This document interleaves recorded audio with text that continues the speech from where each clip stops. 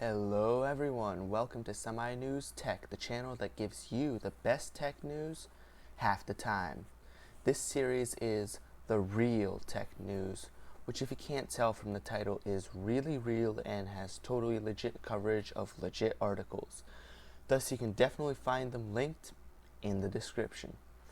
First off, Intel is suing AMD over their Zen processor.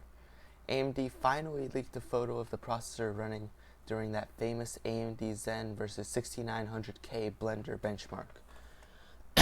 I know it looks very legit with AMD Zen written on it, but Intel experts noticed something fishy after looking at the processor for a while. They spent hours zooming in and using professional software to conclude that, in fact, the AMD Zen CPU is a stolen engineering sample of the 7900K. I know it looks masterfully crafted, but trust me, Intel has damning evidence against AMD. But what exactly is Intel suing AMD for?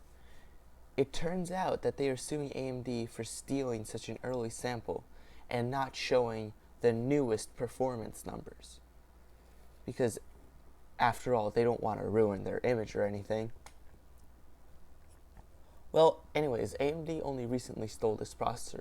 You may be wondering, what were they working on before this? As it turns out, they have a backup line of cores.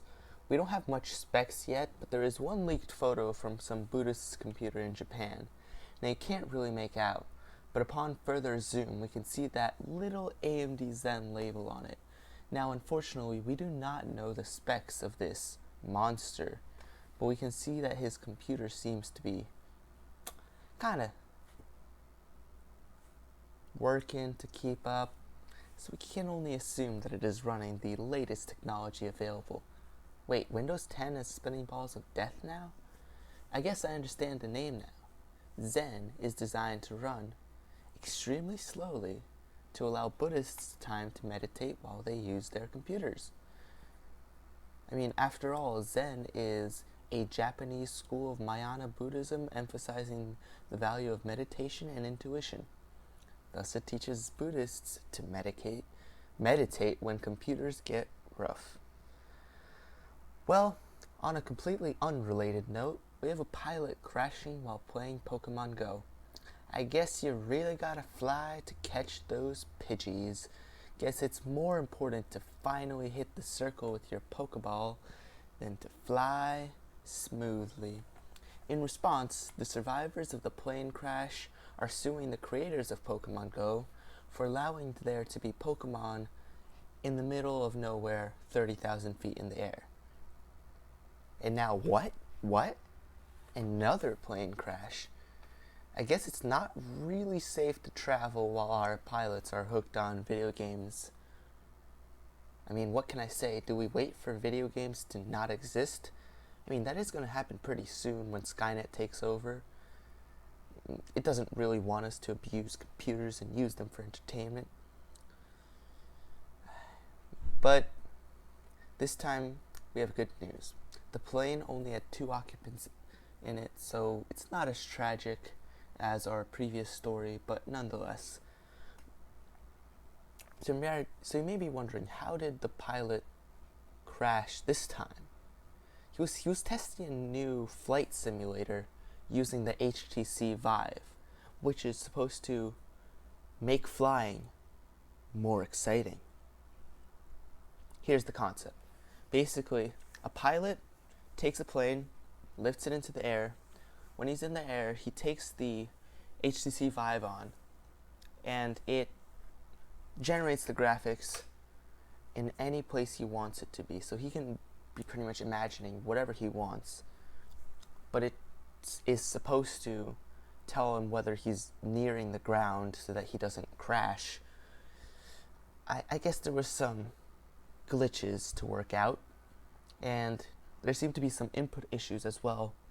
Using the little controller didn't seem to work on the plane. I'm sure pilots will figure it out eventually, and that they'll be completely immersed in the next few years. Well, next up we have a new laptop. This looks interesting. So the laptop has a slightly strange form factor. It has wait, what? You can have any size display you want. It only weighs 30 pounds. Wait, no, I'm getting new information. It weighs 50 pounds. Even better. I'm also hearing that it has 4 Pascal Titan X's housed inside, with a complimentary 6950X Intel CPU as well.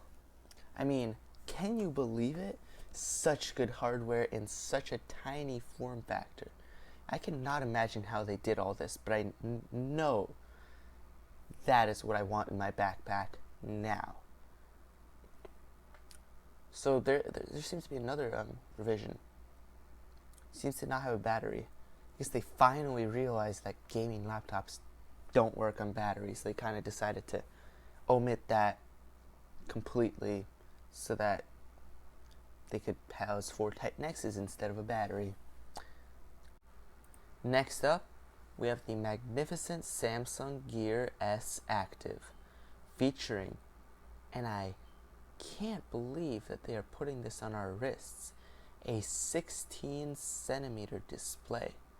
It has all the latest hardware, and it even functions as a fully fledged phone. Finally, Samsung, give me something that my real man inside me wants.